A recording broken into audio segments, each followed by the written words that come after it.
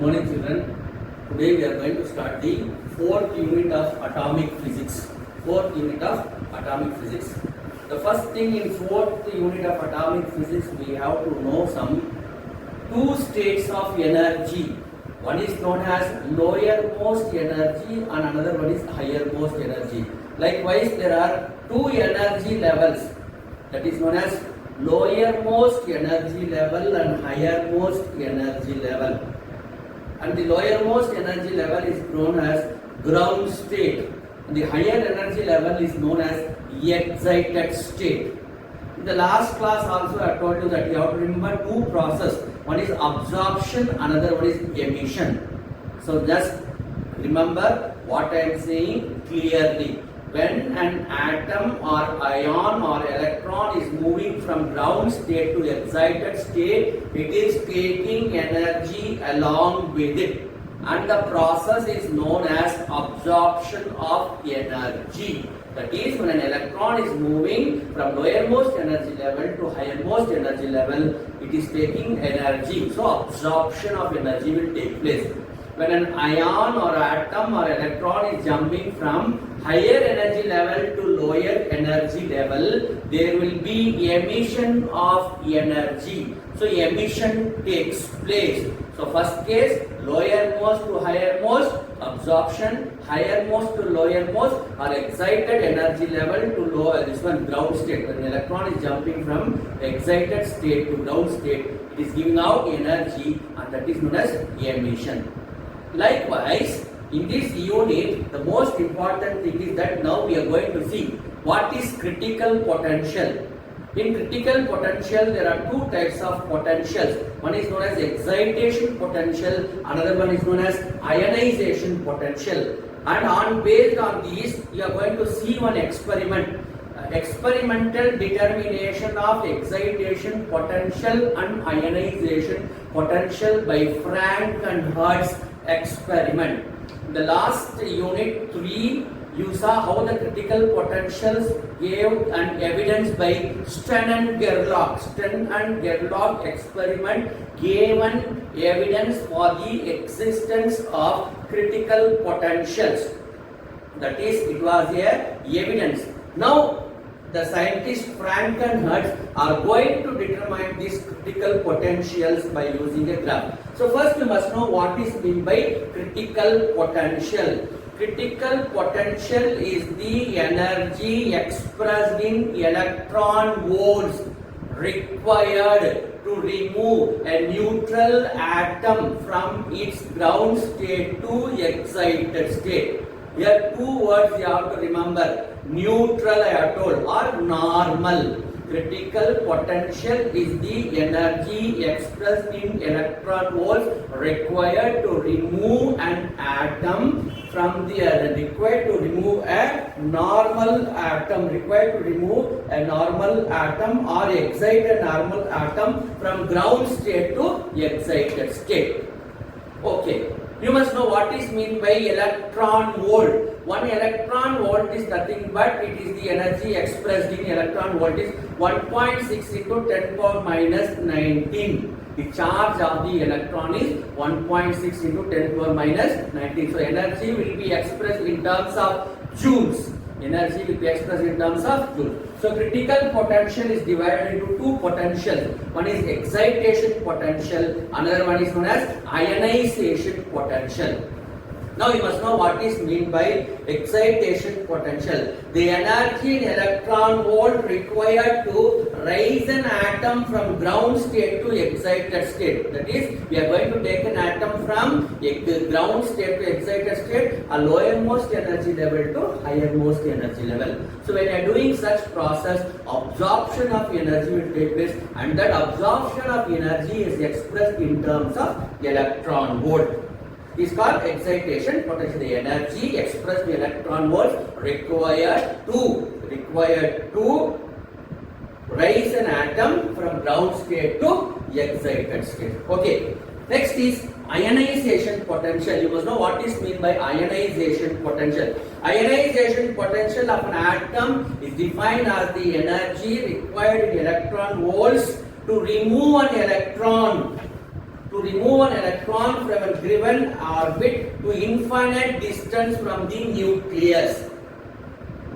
Ionization potential is the energy expressed in electron volts to remove an atom from the orbit to the infinite distance from the nucleus. Here also I am telling that energy is expressed in terms of electron volt.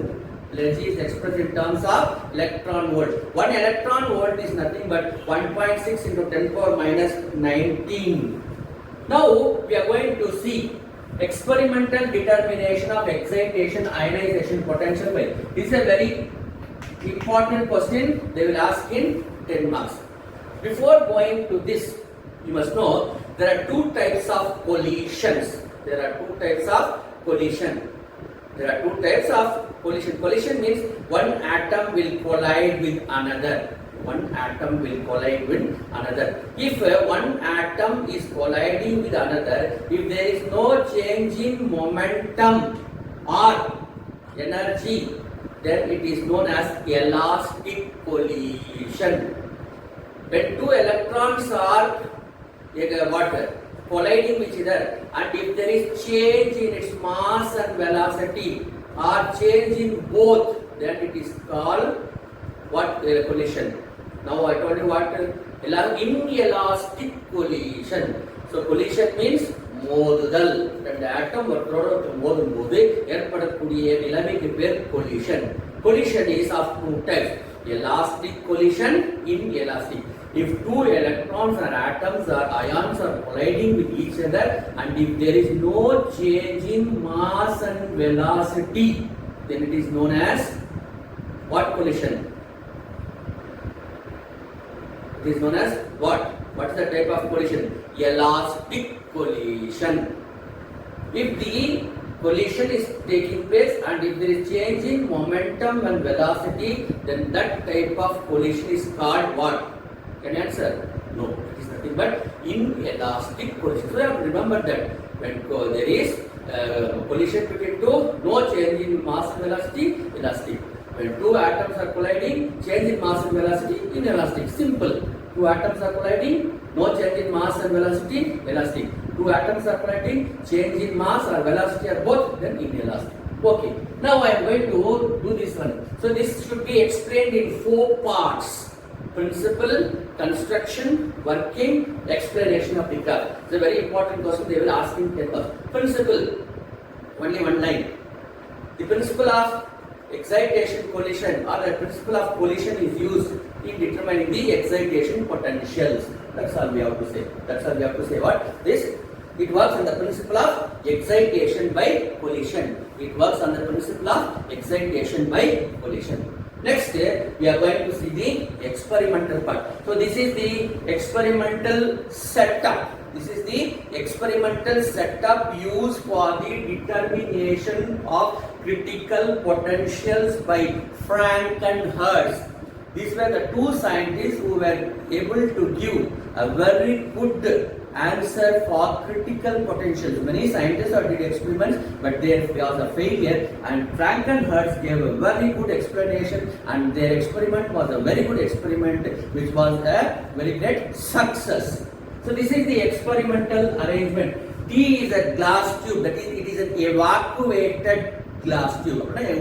உள்ள எந்த விதமான காற்றும் இருக்காது, வெற்றிடம். It is an evacuated glass tube. There is a filament connected to a battery. This portion will be acting at an anode. This is a plate P. This is a grid. If there are two things, it is called diode. There are three things. Sometimes in olden days, this was called a triode: anode, grid, and plate. First itself, I am telling you have to remember one point: the grid will be maintained at a very higher negative potential. The grid is nothing but a filter. It will be maintained at a very higher negative potential. So here this film, I got F. F is the filament, B is the battery, T is the glass tube, G is the grid, A is the ammeter, P is the collector plate, VV dash is the variable potential. VV dash is nothing but the variable potential. This circuit connect is given, the circuit connection is connected in the series as shown in the figure. So this is the setup. What? The battery is connected to a filament. This setup is known as anode. The other one is a collector plate P. The collector plate P is connected to the ammeter. The ammeter is connected to a variable potential. The whole experiment is kept in an evacuated chamber, and the glass is also an evacuated thing. And this grid will be held at a very negative potential. So this is the experimental setup. This experimental setup, or you can give this subheading as experimental arrangement. So a filament is taken, it is connected to a battery of low tension, then it is connected to a high variable potential from the positive to the negative end. Likewise, the collector plate is connected to a ammeter. The ammeter is nothing but an instrument used to measure the flow of current, and it is connected to another battery. So this is a variable thing. And G and glass plate. So filament, battery, glass plate, grid, ammeter, collector plate, variable and potential. Okay, this is the construction. Next is working. First, the filament will be heated. When the filament is heated, electrons will be released. So the battery here is a low tension battery. This is a high tension battery, and this is a low tension battery. When we are releasing, when the battery is on, the filament will get heated. When the filament is heated, electrons will be released, and that electrons will be moving inside the glass tube, and they will pick up energy. How? Now here in this region, collision will take place. So the collision may be elastic collision or inelastic collision. Now the second important point you have to remember, only those electrons which are having energy greater than the grid potential will be able to cross the grid. That is the most important thing. The filament is heated with the help of the battery, electrons are released, electrons will collide, there may be elastic or inelastic collision. Due to collision, the electrons will gain energy, and one by one collision will take place. More and more collisions will take place. Therefore, they will gather more and more energy. I told you the grid G is maintained at a very high potential. Now you must write like this in the examination after this point. Those electrons which are having energy greater than the grid potential will be able to cross the grid. So thus electrons will cross the grid and strike the collector plate P. The electrons are striking after crossing the grid, the electrons will strike the plate P. Now when they are striking the plate P, the ammeter will slowly show a variation. That means current has started to flow. How is current flowing? The flow of electrons constitute current. Very good, very good. The flow of electrons constitute current. So when the collector plate is getting electrons, the electrons constitute and flow, and there will be a variation in the ammeter, and that will be the current.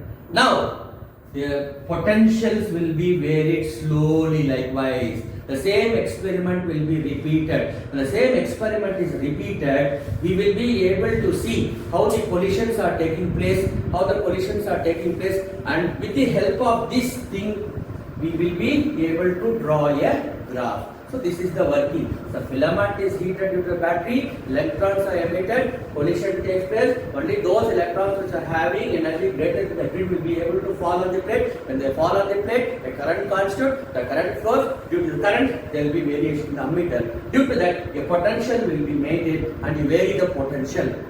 So there will be jumping from one electron level to another electron level. These variations are recorded in a graph.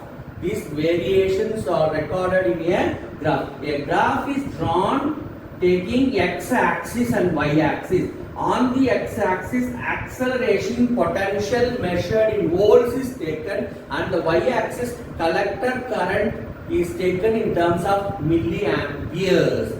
So a graph is drawn between accelerating potential and collector current. Accelerating potential is expressed in volts, and collector current is expressed in milliamperes. So when you draw a graph between the variation of this voltage, you will obtain a graph as shown in the figure. Here you can see that first bump, fall in, bump, fall in, bump, rise in, fall, rise, fall, rise. You may wonder what is this, sir? Nothing but when you vary the potential slowly, when the acceleration potential is varied, collector current will be varying, there will be a peak, suddenly it will fall. That means what? Absorption of energy is taking place. Again it will rise, again it will fall. I told you the definition what? When an electron is jumping from lower energy level to higher energy, when it is moving, absorption will take place. When it is coming from higher energy level to lower energy level, emission will take place. So this is taking place in such a way. So one thing is taking at 4.9 volt, that is the critical potential. Another one is taking place at 9.8 volt. So that is the excitation or ionization potential. So we are able to calculate or see what is the excitation and what is the ionization potential. So if the electrons suffer low energy loss due to collision with the atom of the gas, they will reach the collector plate. So on reaching the collector plate started increasingly and the accelerating potential also increases. At V, the accelerating potential reaches the value of critical potential 4.9. So 4.9 is the critical potential. Likewise, further you are increasing the voltage, therefore variable action is taking place, and again we are seeing it as 9.8 volt. Hence the plate current again increases. At V equal to 9.8 volt, the current again dips to a second minimum. This can be explained that if an electron is absorbing of energy 9.8 electron volt, such action is taking place. So Frankenhurt's experiment was a very good experiment to explain the existence of critical potential and ionization potential. Now you will have a doubt. Okay, sir, you are telling one time critical, one time ionization, again you are telling excitation. Don't worry. Excitation potential and ionization potential put together is known as critical potential. Thus, this experiment shows the energy lost by electron in elastic collision. So the glass tube is filled with mercury. First I told you it is vacuum. First you have to perform and see how it is happening. Then it must be filled with the mercury, and this experiment is performed. When it is performed, you can see that such a increase and decrease of the things will. The main drawback, this experiment shows a very conversing way of existence. So this is the very good conversing way of determining critical potential. The main drawback of this experiment is that one cannot distinguish between. Sometimes we will not be able to distinguish means differentiate, வேறுபடுத்துதல், excitation energy ionization energy சில நேரத்தில் நம்மளால வேறுபடுத்த முடியாது இந்த எக்ஸ்பெரிமெண்ட்ல. ஏன்னு சொன்னாக்கா tip இல்லாமல் இருந்தா சொல்றோம். Only when a dip will be able to distinguish between the as the collector current increases at 4.9, it dips suddenly. That is, the electron has absorbed that much of energy. It shows that the electron has absorbed that much of energy. So that is only the drawback. The advantage of this dip, we are able to determine the potentials. But the disadvantage is sometimes we will not be able to determine the excitation or ionization potential. That means we will not be able to differentiate between them. We will get all these dips all. That's all. So this experiment, this question is a very important question. They will ask in 10 marks. You have to explain in 4 subheadings. You have to draw these 2 diagrams where you will get 2 marks. You have to write principle, construction, working and explanation of the graph. With this experiment will be over. Okay, thank you.